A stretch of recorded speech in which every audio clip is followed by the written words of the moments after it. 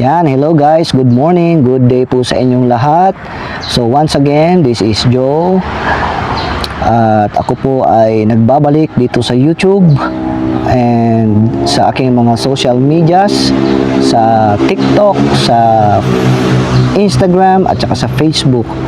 So matagal po akong nawala, matagal po akong tumigil sa paggawa ng content, sa pagiging content creator. By the way, this is my new branding, the Filipino Blind Life. So yan po ang ating bagong branding dito sa YouTube at sa ibang social media platform, no? So ang ating username po ay Filipino Blind Life, or yung na key at Filipino Blind Life. So yan lang po ang ating username. Yan po ang i-type nyo sa mga search engine at lalabas na po ang Filipino Blind Life. So ang ating logo ay may background na map ng Pilipinas and mayroong cartoon character na lalaki na may damit na yellow and naka sunglasses, and then yan po ang ating logo. So naka-post na rin po dyan sa Facebook yung description ng ating logo. Ako po ay nagbabalik. So dito po sa YouTube ay formerly ang name po ng ating YouTube channel is Joe's Rabbitry. So nag-rebrand po ako sa aking pagbabalik, at ang mga content po na aking ipopost or i-share ay patungkol na po sa buhay ng isang Filipino blind. Dahil as of now po ay medyo naka-recover na po ako sa pinagdaanan ko ng mga treatment. So lately po ay 6 months ago na operahan po ako dito sa aking left eye, na pa-implant po ako ng lens. So cataract extraction ang nangyari po. So tad-tad sarado na po ako sa mga treatment. So medyo naka-recover na po, pero medyo blurry pa rin ang aking mata. So wala pa rin, kumbaga ako ay, itong right eye ko ay 100% blind na po, at ang aking left eye ay nasa 10% tunnel vision.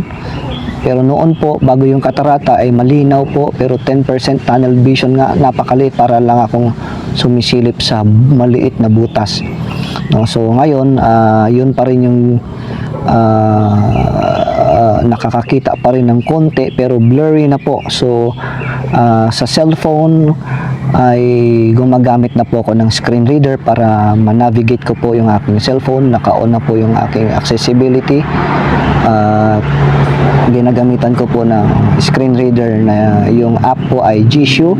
So hindi ko po ginagamit yung native na app ng aking phone dahil nababagalan ako sa screen reader na built-in sa aking phone. So yan po ang aking kalagayan. Yan po ang aking present situation. So ako ay na-encourage na muling bumalik dito sa YouTube para ipagpatuloy po yung aking mga nasimulaan na paggawa ng content, pero mag-iiba na lang po ng style, kasi medyo nahirapan na po talaga ako, at tinigil ko na rin po yung rabbitry ko dahil hindi ko na siya kayang i-manage. Pero anyway, what keeps me busy nowadays, ako po ay bumalik sa pag-aaral. Medyo complicated po yung aking educational background, kasi po naabutan po ako ng K-12.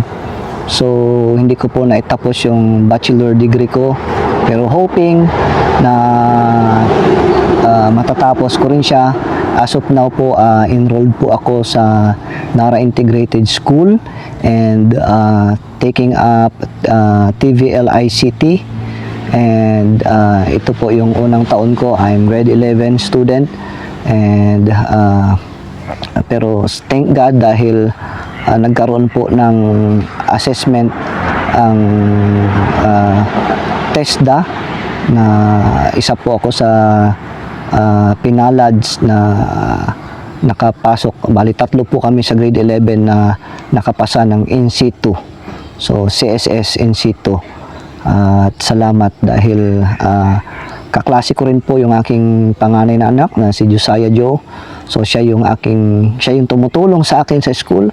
So, malamang sa mga darating na araw o panahon ay magbablog ako tungkol sa aking pag-aaral at sa mga buhay ng isang Filipino blind. So, I hope na patuloy niyo akong suportahan dito sa aking YouTube channel at sa iba pang platform na meron ako. Meron din po ako sa TikTok at wala pang ganong postings doon.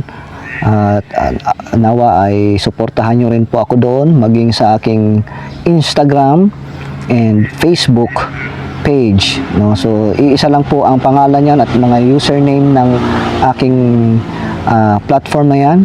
Ang pangalan po ay Filipino Blind Life. So ang username ay ganun din po, Filipino Blind Life, para hindi na po mahirapan na i-locate yung aking mga social media accounts.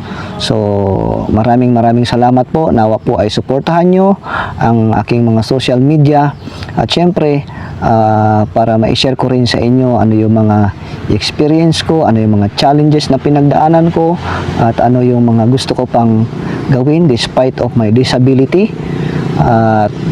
Hindi lang ako, maging yung mga kasamahan kong visually impaired na may share din ang kanilang mga buhay, maging yung aking bunsong anak na si Titus.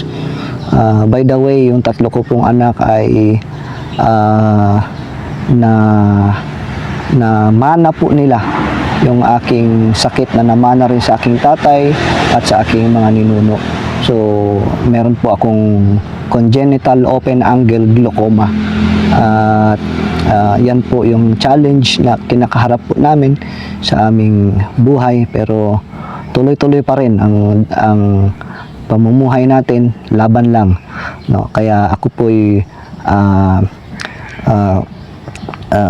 po'y humihingi sa inyo ng support, na nawa suportahan nyo ang aking mga content dito sa social media para to spread awareness na rin po and to spread good vibes. At syempre gagawin natin ito to bring information sa mga kulang pa sa kaalaman tungkol sa situation o pagiging visually impaired ko. Ano po? So syempre kalakip din po noon pag kayo ay hindi nag-skip ng ads at patuloy niyong tinatangkilik, may mga opportunity dumarating para sa ekonomiya. Ano po? So yun po ang goal natin, na ma-spread ang good and useful information at kalakip na rin po doon ang monetization. So for now, hindi pa ako eligible dito sa YouTube sa monetization, pero dati ay eligible na ako, pero dahil matagal ko nga siyang hindi nagagawa, so back to zero po ako. So hoping ay ka-cope up ako through your help sa inyo na mga subscribers ko, na hindi ako iniwan, at maging sa iba pa na nakakakilala sa akin. So that's it. So see you in my next video. Bye bye.